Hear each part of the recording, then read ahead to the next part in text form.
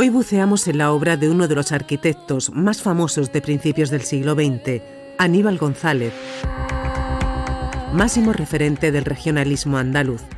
Tras sus huellas, recorremos su Sevilla natal y el sitio de su recreo, Aracena. Algunas de las mejores señas de identidad de ambas localidades, como son la Gruta de las Maravillas y ejemplos arquitectónicos de la Exposición Iberoamericana de 1929, están relacionadas con su figura. Nos hospedamos en hoteles trazados por él mismo. Descubrimos establecimientos que lo homenajean, platos con su nombre y detalles de su vida, sus diferentes etapas, proyectos más desconocidos y los más universales, diseños que a lo largo de 3 décadas transformaron la fisonomía urbana y con el paso del tiempo mantienen su esplendor.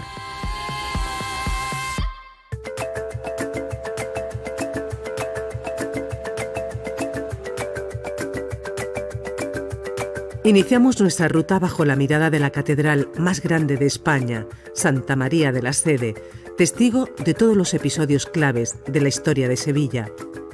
Fue hacia 1914 cuando surgió la Gran Vía que hoy es la Avenida de la Constitución, de unos 600 metros de longitud, y en ella se instalaron las principales familias burguesas de la época que confiaron sus obras al arquitecto de éxito del momento, Aníbal González, el padre del regionalismo andaluz. ¿Pero qué es el regionalismo? El regionalismo es un estilo que aparece sobre todo en el sur de la península ibérica como una variante del historicismo. Durante el siglo XIX y principios del siglo XX, los arquitectos se van a dedicar a rebuscar en la historia los elementos que hablen de la identidad de los pueblos. En Andalucía se van a buscar esos estilos históricos que nos diferencian: el mudéjar, el renacimiento y el barroco. Y Aníbal González sabrá sintetizar todas esas influencias históricas con el carácter andaluz. Y de hecho le apodaban el Duende, porque él era bajito, callado y también por esa magia que tenía a la hora de hacer su arquitectura. En esta avenida se concentran varias construcciones que llevan su firma, como las encargadas por el Marqués de Villamarta, un edificio de oficinas que resuelve con doble fachada neorrenacentista, y la vivienda particular, donde mezcla neomudéjar plateresco con el toque neobarroco del torreón mirador.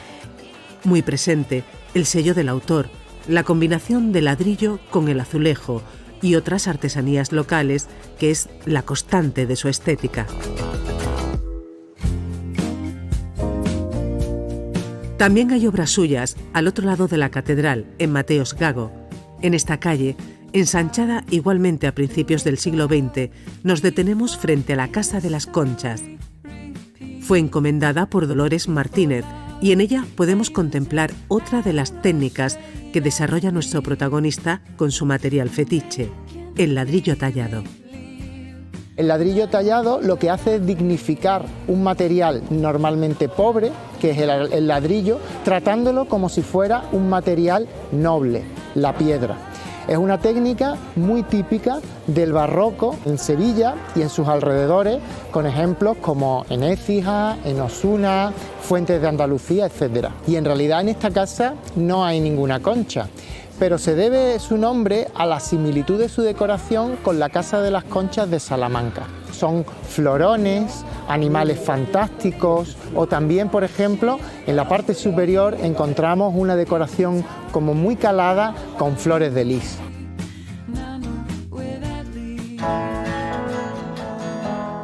Recorremos el centro, la Plaza Nueva, por cuyos alrededores residió siempre de alquiler, hasta llegar a las calles Alfonso XII y Almirante Ulloa. Aquí se ubican las casas para Laureano Montoto, entonces procurador de los tribunales sevillanos, y ahondamos en su etapa más desconocida, la denominada exótica.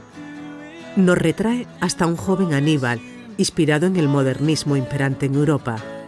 Fue de sus primeros trabajos a su vuelta de Madrid, donde se licenció en 1902, primero de su promoción.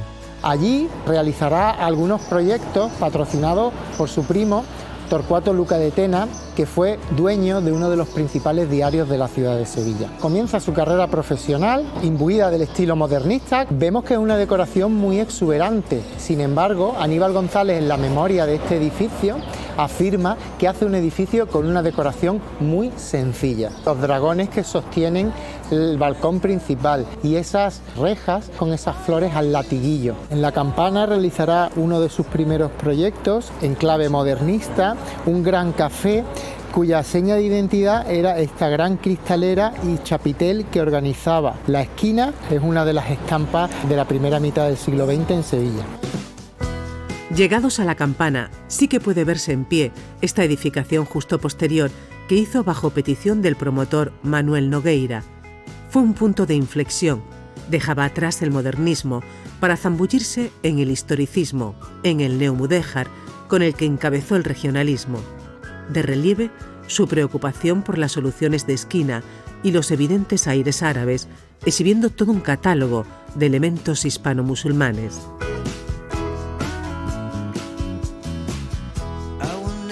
En esta ubicación privilegiada, el corazón comercial de la ciudad, el viajero tiene oportunidad de alojarse en un inmueble regionalista que se inserta en la variada red de hospedaje sevillana.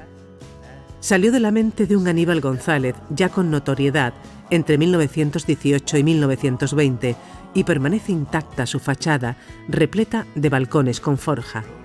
Fue promovido por una de las familias del norte más importantes en negocios de hostelería por aquel entonces, la de Juana Eguren, abuela de los artistas Eduardo y Gonzalo Chillida. Interiormente se ha modificado varias veces, aún así se conserva la ubicación del patio, la escalera. Esto originalmente estuvo concebido como hotel, con lo cual prácticamente el uso es muy similar, mantiene un poco intacto el espíritu. Si subimos a la azotea del edificio, contamos con una pequeña piscina y un solarium. Vemos que cierra la fachada del edificio los pináculos que son de ladrillo visto y estamos en una calle, la calle Martín Villa, en la que estamos rodeados de arquitectura regionalista. Si miramos hacia el este, tenemos una arquitectura más contemporánea, las setas, y desde las habitaciones que dan a la fachada sur, pues se puede ver la Catedral, la Giralda, la Plaza del Salvador. Estamos en pleno centro de Sevilla. En dirección al Guadalquivir, pasamos por la Real Parroquia de Santa María Magdalena, donde se casó con Ana Gómez Millán, con la que tuvo 8 hijos, y pertenecía a una de las sagas de arquitectos más reconocidas de Sevilla. A pocos metros ya del río, localizamos un histórico edificio con su marca. Alberga una escuela de hostelería y uno de los sofisticados restaurantes que son tendencia en la capital. Fue proyectado en la segunda década del siglo XX para ser la sede de la Asociación Sevillana de Caridad, que tenía como fin mejorar las condiciones de pobres e indigentes. En la Reforma se respetó fielmente su diseño, donde prevalecen las líneas rectas y se reducen al mínimo los alardes ornamentales. En su interior, la escalera original y los detalles decorativos de carácter industrial, como las estructuras de forja o el ascensor de época, contribuyen a crear una atmósfera que traslada en el tiempo al comensal. La Gran Victoria Alada de la planta baja es una réplica exacta de las que en su día diseñó Aníbal González. Está realizada en piedra arenisca y mide unos 2 metros de altura. Cabe resaltar la exposición de fotografías clásicas en torno a esa época tan importante y tan destacada de nuestra ciudad. La gastronomía del restaurante cuenta con una base de cocina tradicional española y mediterránea con pinceladas de vanguardia. Una de las técnicas más destacadas son las brasas. Un ejemplo de ello es la presa ibérica con ahumado de olivo. También hemos incorporado algunos guiños con la idea de homenajear la figura de Aníbal González, como pueden ser uno de nuestros postres estrella, un surtido de chocolates en distintas texturas que denominamos Papa Aníbal porque ese es el apodo que cariñosamente recibía don Aníbal González de su familia y círculo más cercano de amigos.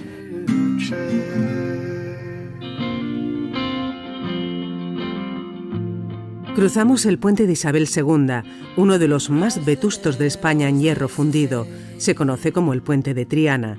Da la bienvenida al carismático barrio la Capilla del Carmen de Aníbal González, un testimonio religioso que da cuenta de la diversidad de proyectos que abordó. Esta obra de madurez, en colaboración con el ceramista Emilio García García, vino a reemplazar en 1928 al templo derribado 10 años antes, con la ampliación de la calle. Acoge una de las devociones más viejas de Triana, de tradición marinera, y su cerámica, que recubre la cúpula, los remates del templete, y del campanario brilla con luz propia.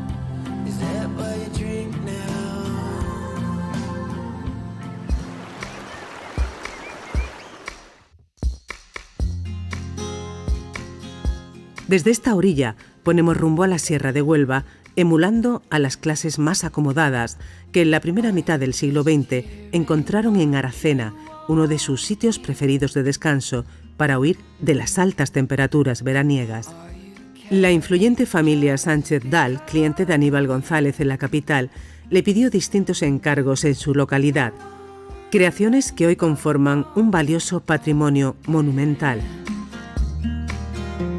En el centro neurálgico, la Plaza Marqués de Aracena, está el Casino de Sociedad, inaugurado en 1910, entre los mejores exponentes modernistas de Andalucía. Resalta su blanco inmaculado, sus formas clásicas y su simetría con el eje en la esquina cilíndrica. Se construyó con el patrocinio de don Francisco Javier Sánchez-Dal, que era consuegro de don Aníbal González, un hijo de este señor.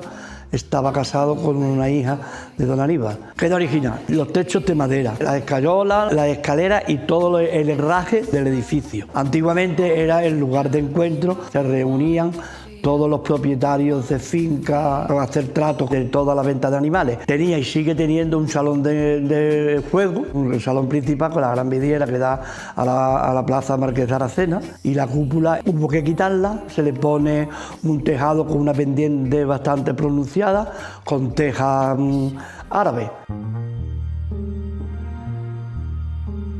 Simultáneamente, Aníbal González levantó otro de sus emblemas aracenenses, el Ayuntamiento.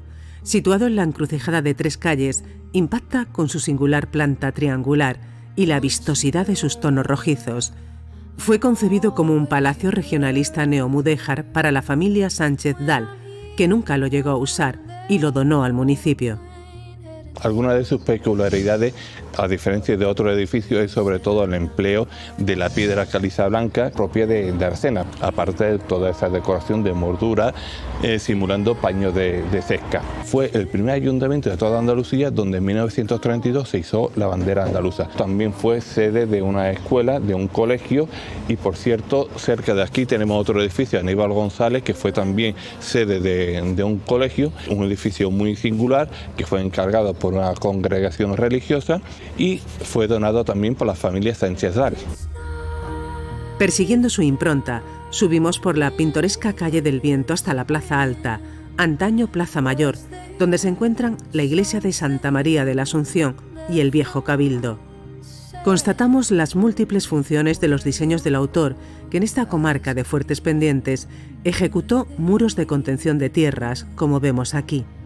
También en los lavaderos de la Fuente del Concejo, donde además de integrar el desnivel del terreno, dio monumentalidad a la arquitectura popular serrana. El itinerario por la Aracena de Aníbal González conduce hasta su mayor tesoro, la Gruta de las Maravillas. El diseño de su entrada, con una sobria bóveda de cañón, es una de las huellas más simbólicas de su obra y una de sus pocas incursiones en el ámbito de la arquitectura medioambiental. Se concibió como una casa en la calle Pozo de la Nieve. El edificio fue construido en 1923 con esa intención de servir de antesala a la visita a la cavidad. Primera cavidad que se abrió al turismo en toda España en 1914. La apertura de la Gruta de las Maravillas al turismo, con todo lo que supuso ello, pues fue un revulsivo, supone un antes y un después en la historia de Aracena, porque a partir de ahí se convirtió en un municipio eminentemente turístico. Y dentro pues podemos ver una joya de la naturaleza donde el agua, el tiempo y la piedra pues ha labrado una maravilla geológica. Lindando con la gruta y evocándola, el viajero puede sentarse a la mesa de uno de los establecimientos locales donde degustar las excelentes viandas de la tierra. El producto autóctono estrella es la carne de cerdo ibérico, que se alimenta de bellota y se cría en libertad en las dehesas del entorno. Hemos querido recrear algunas salas de las cuevas. La idea principal era conseguir que las personas que visitan la gruta se siguieran sintiendo un poco dentro de ella, ¿no? Dentro del establecimiento se conserva un antiguo mural que representa la alfarería, ya que aquí en la zona había antiguamente varios talleres. Una de las elaboraciones más típicas es la carrillera ibérica, con la cual nosotros pues hemos ideado un plato un poco diferente, que es la lasaña de carrillera ibérica con bechamel de boletú, que es también uno de los ingredientes claves de la comarca. Se van formando capas con la pasta, se gratina con queso y ya por último le damos el toque aromático del orégano.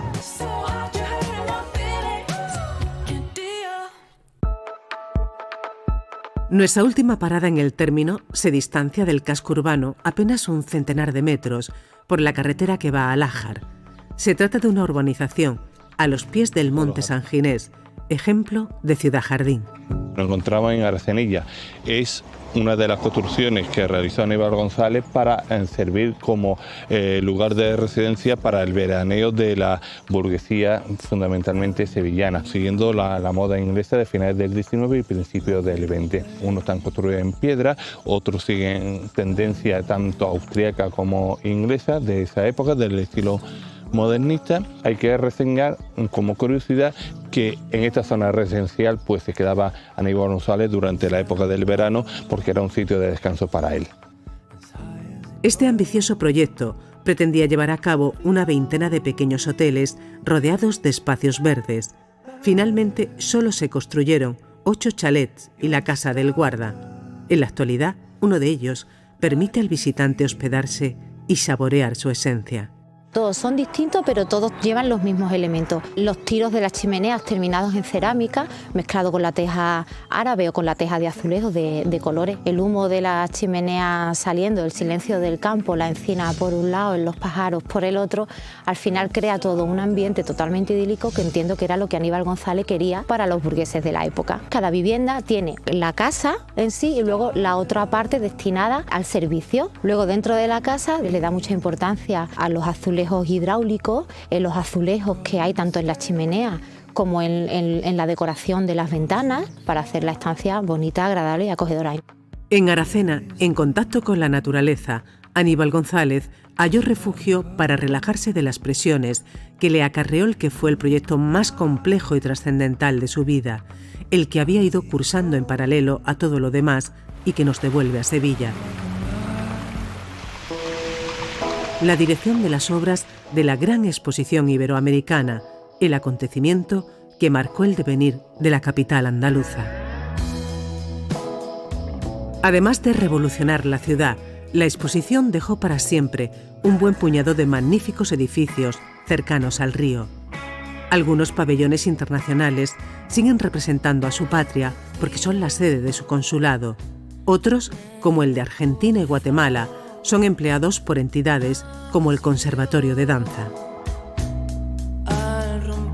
Esa Sevilla del 29 se puede descubrir libremente o a través de una visita guiada que nos sumerge de lleno en el relato. Aníbal González ganó el concurso para ser arquitecto jefe del certamen cuando tenía apenas 35 años. Fue su alma mater y se entregó a él hasta casi el final de sus días. Su papel fue esencial en el dibujo de nuevos espacios urbanísticos y de pabellones que encumbraron la arquitectura regionalista. Desde 1911, Aníbal González crea ya el plan del urbanismo de la exposición. Una exposición iberoamericana, España, Portugal y todos los países de habla hispana o portuguesa. La Plaza de América va a ser la primera que se va a construir en 1919. Estas lámparas de hierro fueron muy llamativas en la época y se consideraron un gran diseño. Hacia allá Aníbal González construye el pabellón renacentista dedicado a las bellas artes. Actualmente es el Museo Arqueológico Provincial de Sevilla. ¿Y qué particularidad tiene el edificio?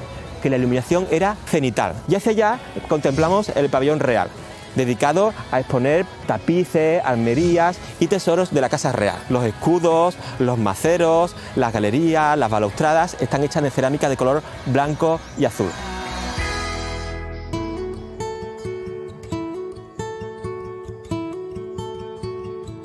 Completa la gama de estilos el despampanante pabellón mudéjar que se destinó al arte antiguo y actualmente cobija el Museo de Artes y Costumbres Populares. Dentro hay un expositor original restaurado, una vitrina de cristal y bronce sobre arcón de madera tallada y tapizada. Se planteó como el colofón a un paseo por el flamante nuevo pulmón verde de la urbe, el Parque de María Luisa. El Parque de María Luisa fue creado por Forestier, un diseñador de jardines francés. Él inaugura todo el parque en 1914.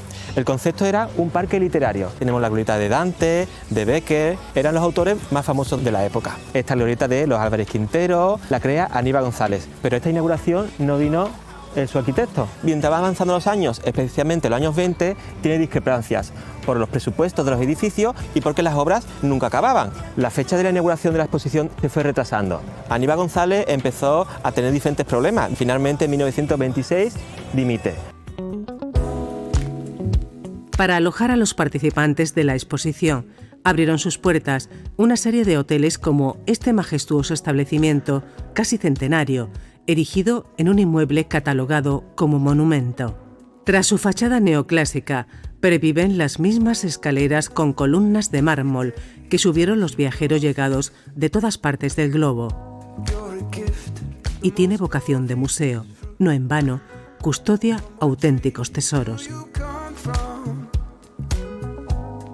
Tras la reforma, lo que hemos querido es darle especial protagonismo a esa exposición con elementos originales de la época, como el libro de oro que se entregaba a los participantes, el cartel de seda que era el anunciador. Si hay un protagonista en esta exposición es Aníbal González. Podemos disfrutar de sus dibujos durante su carrera, su estuche con sus pinceles, con sus difuminadores, con sus plumillas, justo debajo de la cúpula de 1929, de esa maravillosa lámpara. Podemos disfrutar de un aperitivo rodeado de esa cerámica de Isabel Parente, muy vinculada con Aníbal González también. Acercarse al taller de esta ceramista, ligada a la conservación de la obra de Aníbal González, es una visita ineludible para los amantes de la azulejería, la artesanía que tanto peso tuvo en su trayectoria. Se encargan de restauraciones y reposiciones arquitectónicas, tanto en este estudio como in situ de villas y edificios muy emblemáticos. Eso nos tiene en un continuo contacto con la cerámica de Aníbal, porque evidentemente Sevilla es un museo al aire libre de cerámica de la época, ¿no? A la hora de restaurar la pieza, pues tiene una limpieza muy exhaustiva. Trabajamos la zona que hay que intervenir, la zona donde hay falta de vidrio o falta de pasta de barro. Para la reposición de piezas hacemos un estudio previo de policromía, un estudio de ornamentación, de dibujo y composición. La joya de la corona del viaje es la Plaza de España, la obra cumbre de Aníbal González. El pabellón que representó a nuestro país fue el más costoso del evento y llegó a aglutinar a más de 1000 empleados al unísono. Se empezó en 1914 y se acabó 15 años después, con una superficie total de 50.000 metros cuadrados, casi 200 metros de diámetro y forma semielíptica. Se considera el espacio más espectacular de la arquitectura regionalista. España está como los brazos abiertos hacia el río Guadalquivir como símbolo del vínculo con América. Cuenta la historia de España, una escena histórica de cada provincia, con los bancos de cerámica. El artesonado de las galerías recuerda al artesonado mudéjar. La Torre Norte, por ejemplo, pues vemos que es una mezcla de arte renacentista, barroco. Mide 75 metros porque el comité de la exposición quería que la Giralda se quedara como la torre más alta de la ciudad. Desde el principio, Aníbal González quiere una ría. De hecho, esto también le va a llevar muchas discusiones por el tema de cómo hacer llegar el agua hasta aquí. Y en cuanto a la famosa fuente de la Plaza de España, es Vicente Traver que terminó las obras y se decidió instalar aquí una fuente. Una plaza de cine, escenario de rodaje de numerosas películas que parece admirar con nostalgia a su artífice.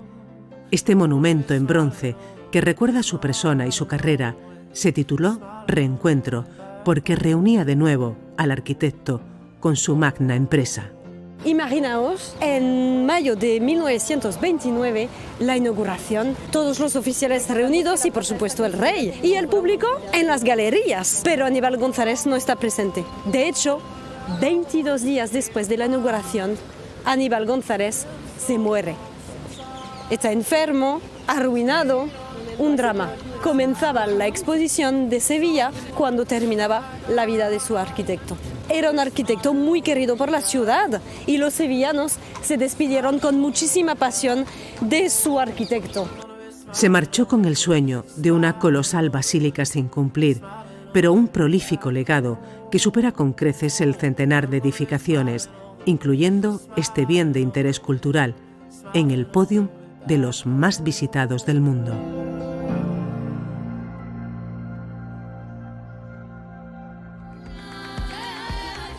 Repasar la herencia artística de Aníbal González nos revela que mucha de la belleza y personalidad que derrochan Sevilla y Aracena se deben al principal referente del regionalismo andaluz.